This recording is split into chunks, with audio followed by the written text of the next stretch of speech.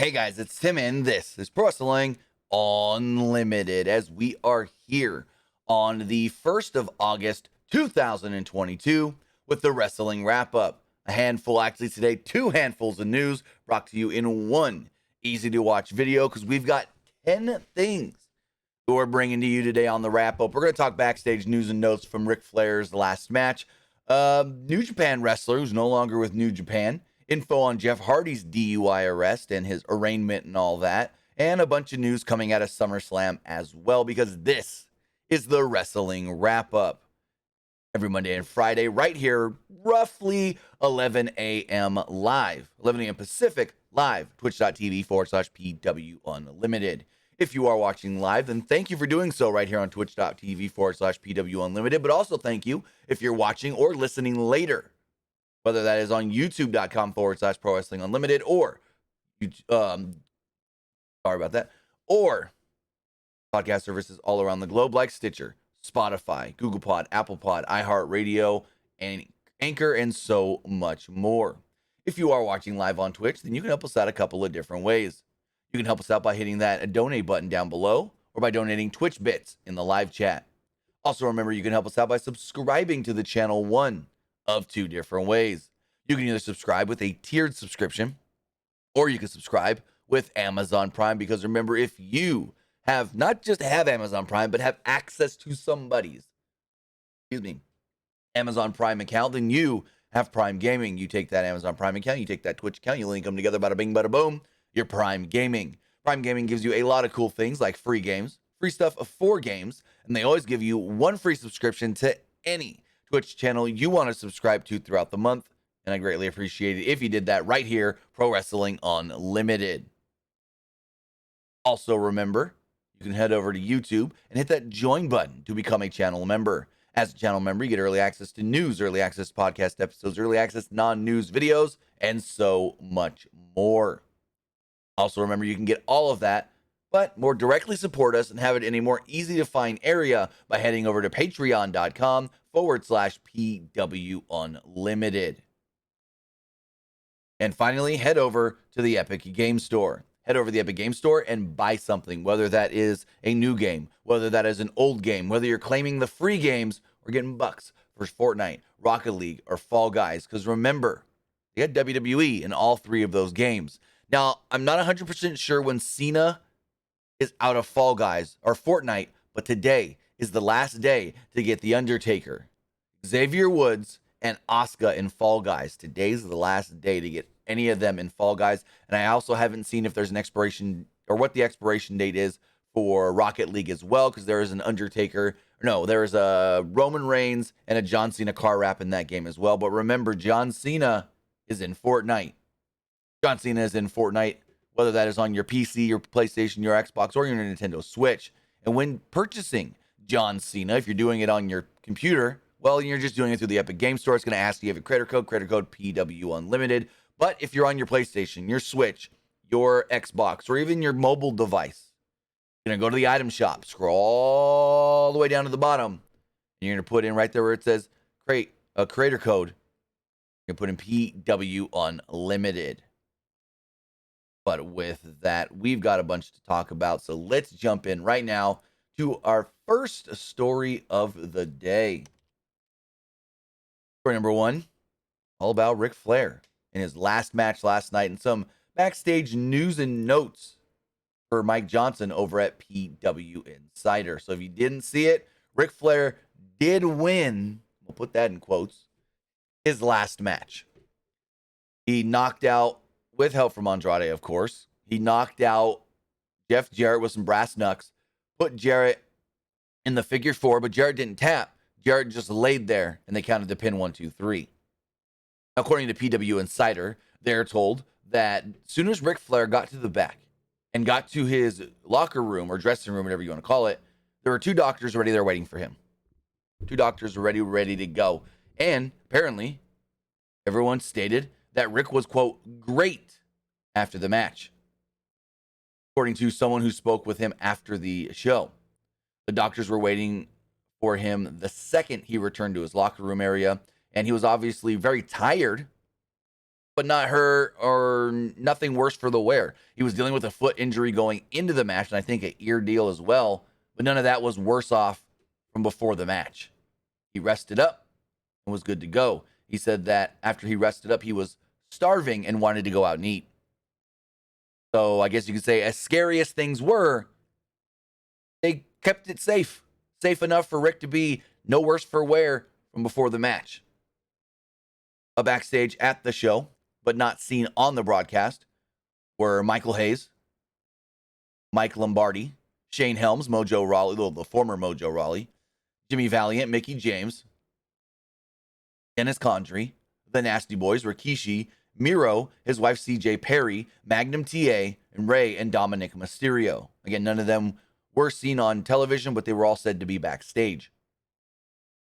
It was also noted that Tim Malcolm of 90 Day Fiancé was around all week for the Flair events. He's a massive wrestling fan, and he grew up and lives in Charlotte, North Carolina, and became close with the Flair family.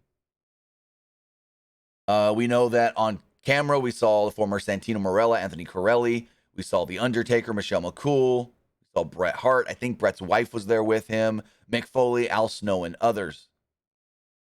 The director of the pay-per-view was Dave Sahadi.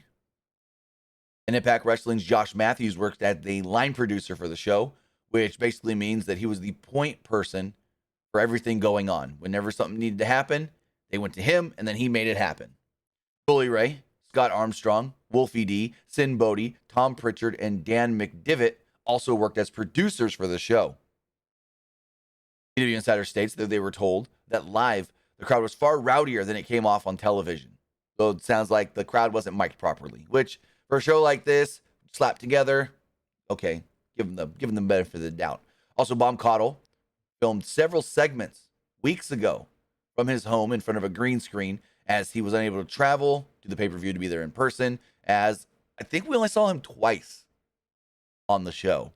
And the early word is that the show did great regarding digital pay-per-view buys. Now, here's my question, and I sent out a tweet last night, and I haven't checked if I got a response yet. If you bought the Fight TV bundle that gives you, I got no response, that gives you the plaque, the Ric Flair last match plaque, well, how and when do we get our plaque? They ain't got my address. You know what I mean? You know what I mean? When am I getting my plaque? Because, I'll be full transparent here. Got the plaque off of points. Fight TV points. Just saying. But those are all the major backstage news and notes regarding last night's Ric Flair's last match. I guess you could say it went off without a hitch. It wasn't great, but I guess nothing bad happened, so that's a positive. Story number 2 here on the wrap-up has to do with New Japan Pro Wrestling, and one of their, I guess you could say, up-and-comers no longer being with the company. Carl Fredericks, who has mostly been known to New Japan fans from New Japan Strong and training at the LA Dojo, actually sent out the following tweet that I'm going to pull up here on the screen right now, talking about how he is no longer under contract with New Japan Pro Wrestling.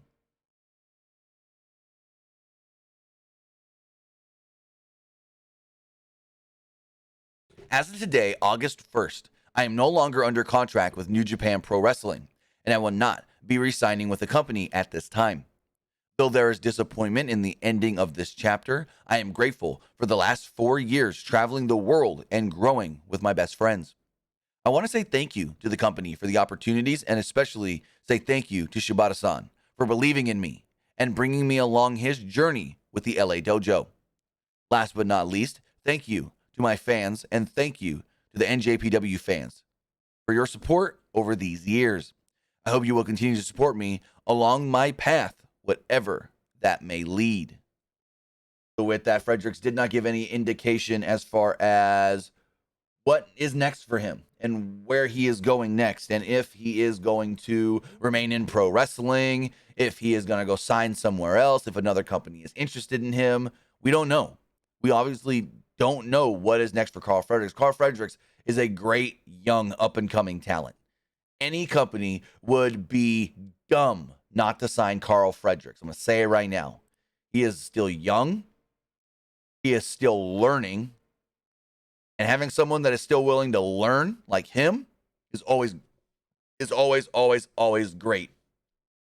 So again, we're not sure exactly what's next for Carl Fredericks, but hopefully he continues in pro wrestling and can make some good waves going forward. He's not with New Japan, but maybe WWE gives him a look. Maybe New Japan gives him a look. Heck, maybe even Impact gives him a look.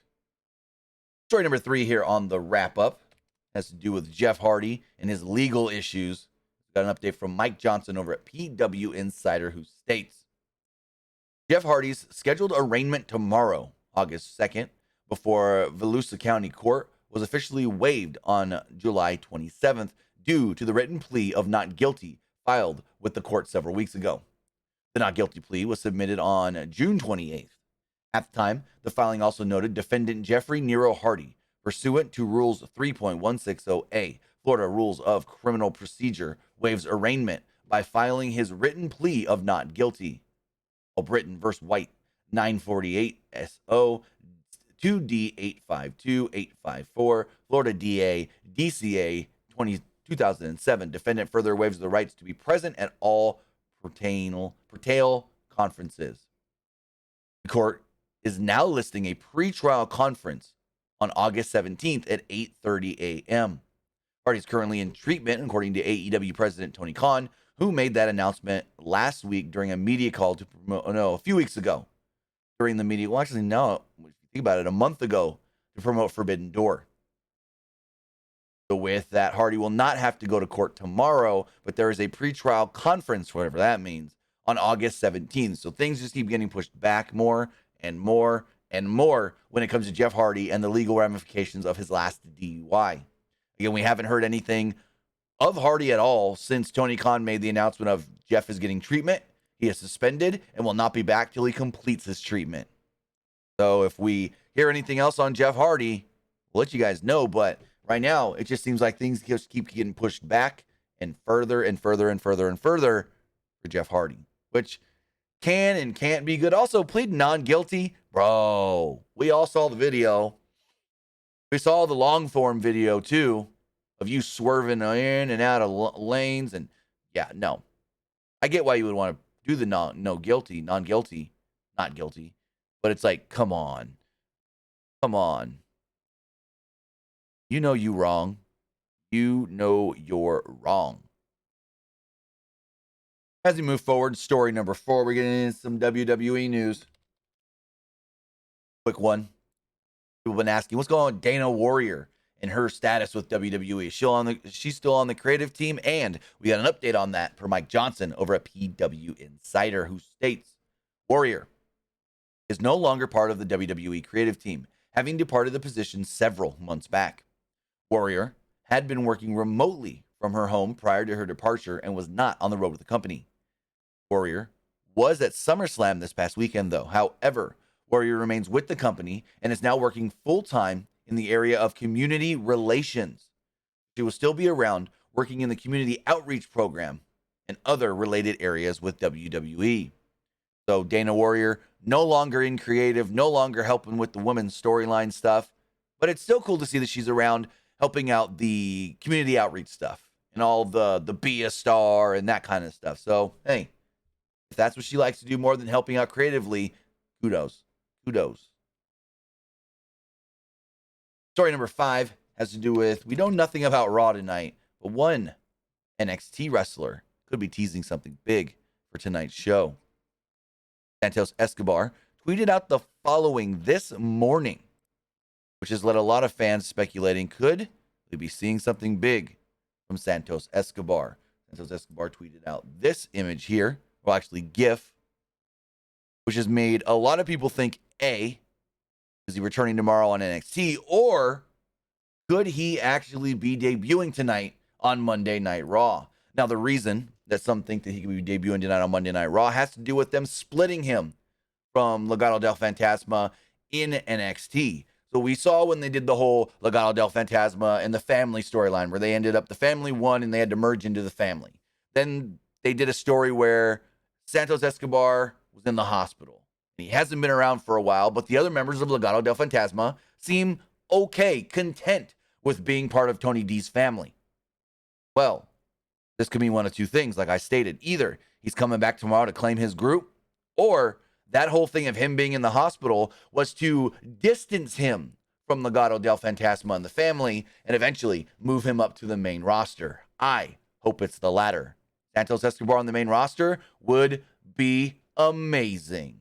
Give me Escobar versus Bobby Lashley for the U.S. title. That would be a great, great match. But again, we don't know exactly what this fully means, but some are speculating that it could be a tease of Escobar coming up to the main roster. Story number 6 has to do with Vince McMahon-ish, and I guess you could say references of Vince being pulled from Backstage. According to a new report from PW Insider, they stated that whenever you were backstage at a WWE show, you always saw the sign of Vince's office. Well, with Vince no longer there, the Vince's office sign is gone. Now it just says CEO office. There's also a second sign backstage now over the last week that stated Paul Levesque, which told you that that was Triple H's office. So it looks like either two things are happening here. Nick Khan and Stephanie are sharing an office, or Nick Khan's getting his own CEO office and then Stephanie's maybe in Paul's office. But the other question is, how often are Stephanie and Nick Khan going to be on the road? We know that Triple H, Paul Levesque, is going to be on the road every week running creative. Well, most weeks running creative and talent relations and all that. But the question is, how often are the CEOs going to be on the road? Triple H or Stephanie McMahon and Nick Khan.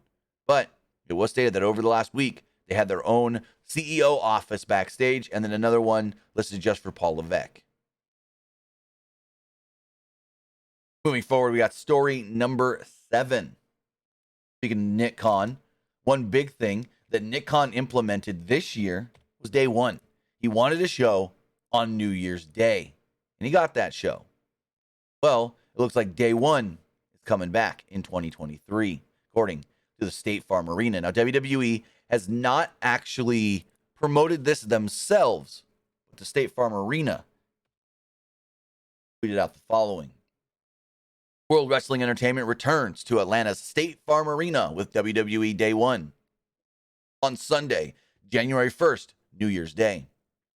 See your favorite superstars from Monday Night Raw and Friday Night SmackDown compete at the first premium live event of the new year. Now, the interesting thing about this is that Brock Lesnar did a bow after SummerSlam, and many thought, oh, is Brock done? Is Brock gone? Is Brock leaving? Then they saw this poster and said, oh, wait, maybe Brock isn't done. Maybe Brock isn't leaving. Maybe Brock is sticking around if he's being advertised for Day One. But honestly, him being advertised for Day One, I don't think means anything. Because this poster, look at the date on it when it was actually first posted. And let me go back to it here. July 29th. When's July 29th? Oh, that's Friday. So this was posted before SmackDown, or before SummerSlam. Actually, technically, it was posted before SmackDown. Well, during SmackDown as well. So Brock being on here is not an indication that Brock will be working Day One. I mean, we've seen a lot of wrestlers get on pay-per-view posters and not work the show. But for everyone thinking, oh, Brock's done after SummerSlam, this is not an indication of, oh, yeah, okay, Brock is sticking around. Because A, WWE has not posted this, only the State Farm Arena. Yet when you click the link, it does take you to WWE's website for the pre-sale info. It does take you to WWE's website, www.com/day1-presale-2023. WWE has set up a pre-sale website to get pre-sale info, but they have not actually promoted this themselves that I have seen. Only the State Farm Arena, which, very interesting that they're going back to the same building. Last year, the first ever Day One event, or actually earlier this year, was in the State Farm Arena, and they're doing it in the same building again, which I don't think happens often, where they run the same pay-per-view in the same building consecutive years in a row. But before we move forward with any more stories, we got to tell you how you can support us, Fortnite. WWE has partnered up with Epic Games for Epic SummerSlam. With that, they have brought the 16-time world champion John Cena to Fortnite. John Cena is available right now in the item shop on Fortnite, whether that is on your PC, your Xbox, your PlayStation, your Nintendo Switch, and so forth. John Cena, wearing the green gear that he wore last summer and in his match at SummerSlam with Roman Reigns, comes in two different variants. One of Cena with a shirt on, and one of Cena without a shirt. The John Cena Fortnite bundle also comes with his championship title back bling, 5-digit slapper pickaxe, and the You Can't See Me emote that plays his theme song when you emote.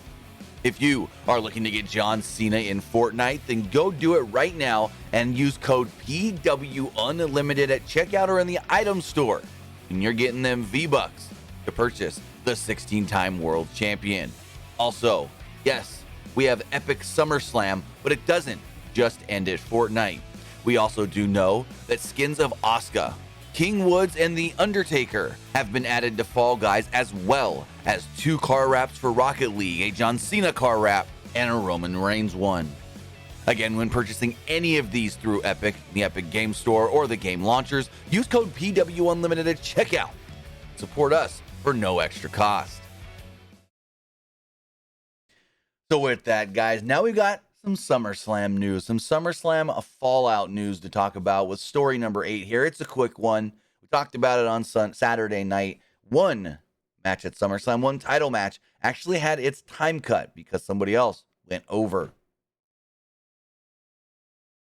First reported by Brian Alvarez of the Wrestling Observer, and then reiterated to me by a source, the match between Logan Paul and The Miz actually went long at SummerSlam. This then resulted in another match needing to have its time cut, and that time cut came from the SmackDown Women's title match. Now, we don't know if that's why the match just wasn't good. We don't know how much time was actually cut, but we do know that time was cut from Liv Morgan versus Ronda Rousey. And that match itself was not good, and I don't think it was going to be much different than what it was as far as the match itself just being a Ronda Rousey showcase and Liv Morgan sneaking by. That's all that match really was. So we thought we would bring this quick news hit to you guys in case you didn't hear it over the weekend. Liv Morgan and Ronda Rousey had their time cut because The Miz and Logan Paul went long. Story number 9 here on the wrap-up has to do with Bayley and her new group. So we saw at SummerSlam, Bayley made her big return from injury. But not only did Bayley make her big return from injury, we also saw Io Shirai make her return from injury and get called up to the main roster. We saw Io Shirai get a name change in Io Sky. And we saw the return to WWE of Dakota Kai.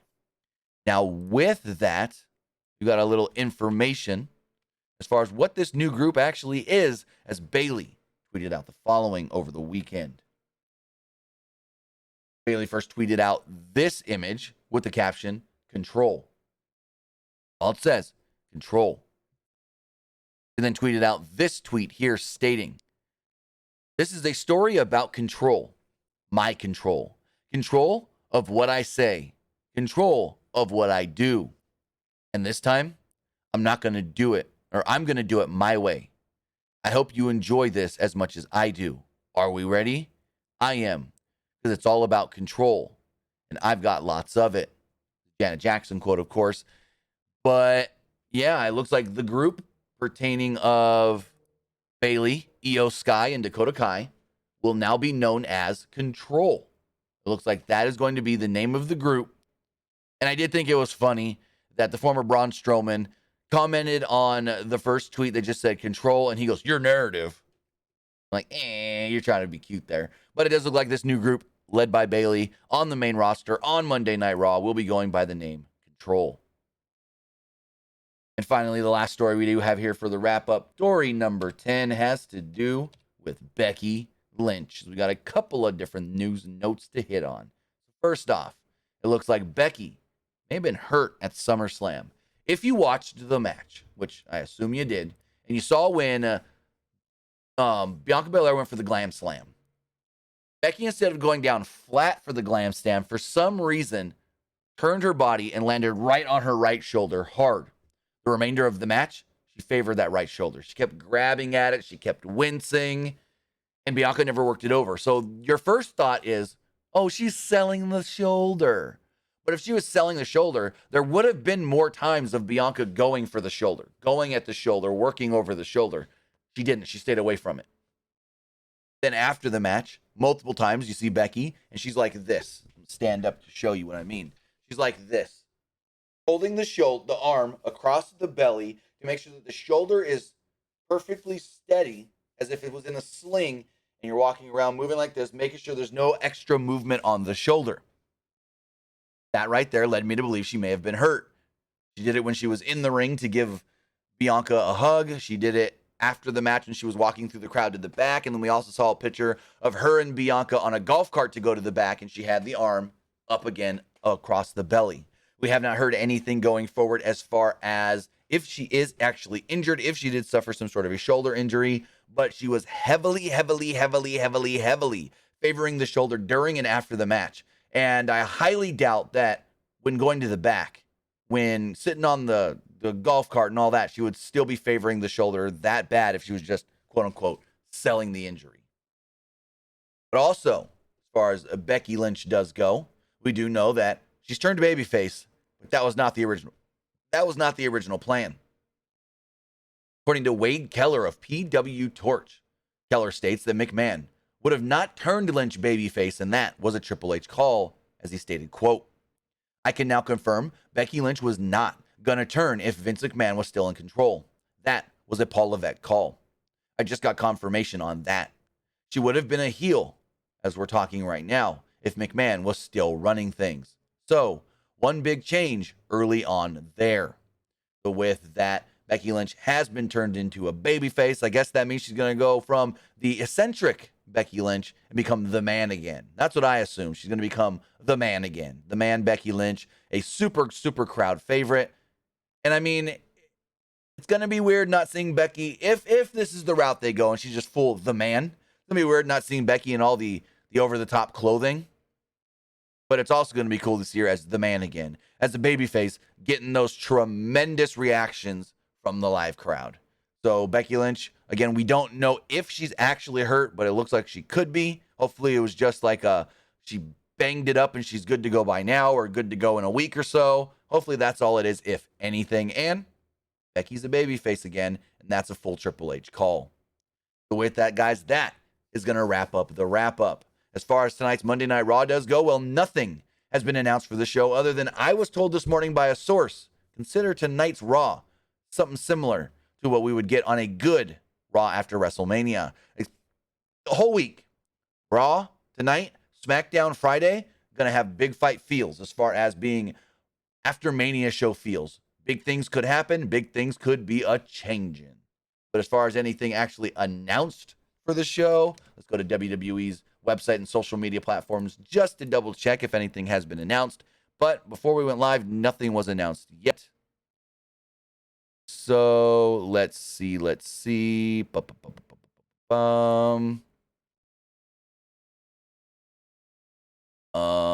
to WWE on Twitter. Yeah, WWE still has not announced anything yet for tonight's Monday Night Raw. But with that, guys, that's going to wrap up the wrap-up. I want to say thank you if you are watching live right here, twitch.tv/PW Unlimited, or if you're watching and listening later, whether that's youtube.com/Pro Wrestling Unlimited, or podcast services all around the globe like Stitcher, Spotify, Google Pod, Apple Pod, Anchor, iHeartRadio, and so much more. Remember, we will be back tonight for Monday Night Raw. We'll be talking everything that goes down on tonight's show. That could be a very big show if things go down according to plans of it being a Mania after type of show. So we'll see you guys tonight after Raw. Have a good one, guys.